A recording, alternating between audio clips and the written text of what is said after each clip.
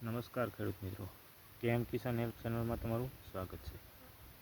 તો આજે આપણે વાત કરવાના છીએ કે ટમેટીની અંદર જો અત્યારે ચોમાસામાં આપણે ટમેટીનું વાવેતર કરેલું હોય અને જો આપણે ટમેટી ફૂગના હિસાબેથી જો છોડ જાતા હોય છે અમુક, તો એની આપણે આજે વાત કરવાના છીએ। જે ફૂગ હોય છે એટલે થળિયામાંથી છોડ સુકાઈ જાય છે। ચોમાસાના હિસાબે એ પ્રોબ્લેમ ચોમાસામાં રહેતો હોય છે દરેક ખેડૂત મિત્રો।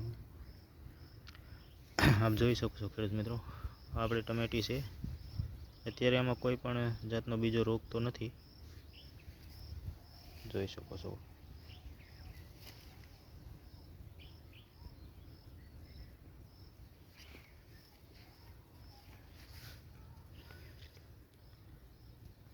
અને સાથે સાથે આમાં આપણે કોબીજ પણ વાવેલી છે, જુઓ।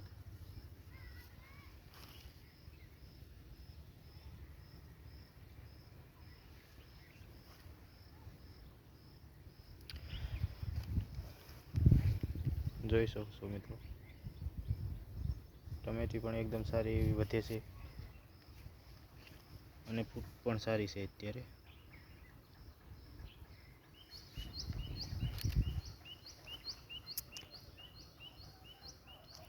તો જો મિત્રો તમારે ચોમાસાની અંદર તમે ટમેટાનું વાવેતર કરેલું હોય અને ટમેટીના છોડ જો જાતા હોય તો તેના માટે મિત્રો આપણે શું કાળજી લેવી જોઈએ?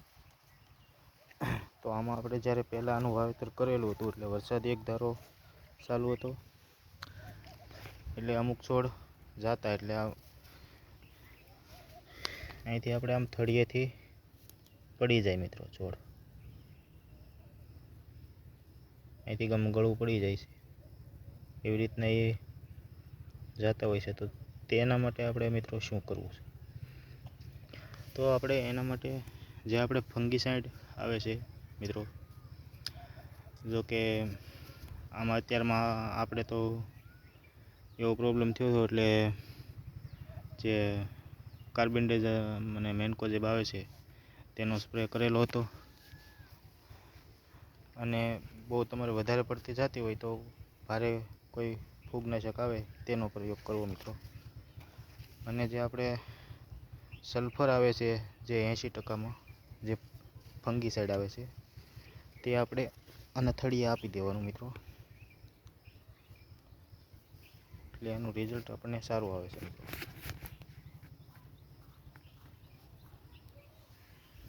સાથે આપ જોઈ શકો છો મિત્રો, કોબી પણ આપણે વાવેલી છે, કોબીજ પણ અત્યારે સારી છે મિત્રો, જોઈ શકો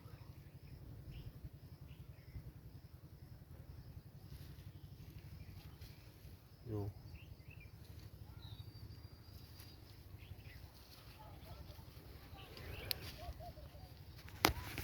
ટમેટીમાં જુઓ મિત્રો, આમ ફૂલ પણ આવવા મળ્યા છે અત્યારે,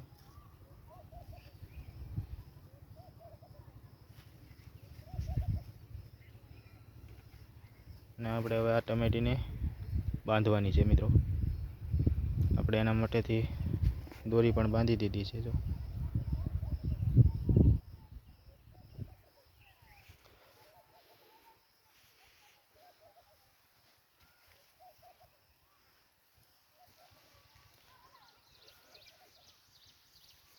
તો ખેડૂત મિત્રો,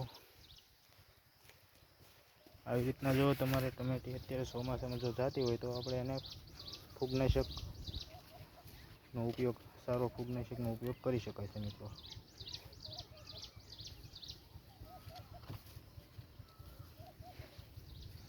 આમાં અત્યારે મિત્રો હવે એક પણ છોડ કે જાતો એવો નથી, કે કોઈ થડમાં પણ સડો નથી, એકદમ અટકી ગયું છે। આપણે જે સલ્ફર ખાતર આને આપેલું છે, જે ફંગીસાઇડ આવે છે સલ્ફર 80%, આપણે બધી જ ટમેટીમાં કોબીનું વાવેતર કરેલું છે મિત્રો। સાથે મૂળા પણ છે મિત્રો, આપણે આ એક બાજુ મૂળા પણ સારા થવા મળ્યા છે, જોઈ શકો છો।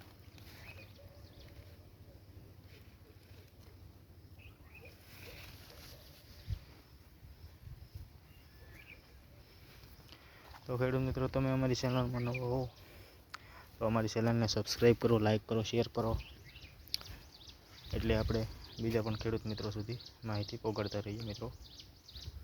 તો ચેનલને સબસ્ક્રાઈબ કરી લો મિત્રો, અને બેલ આઇકન દબાવી અને ઓલ નોટિફિકેશન ઉપર ક્લિક કરી લો, જેથી ખેતીવાડીના નવા વિડીયો તમને મળતા રહે. ધન્યવાદ ખેડૂત મિત્રો.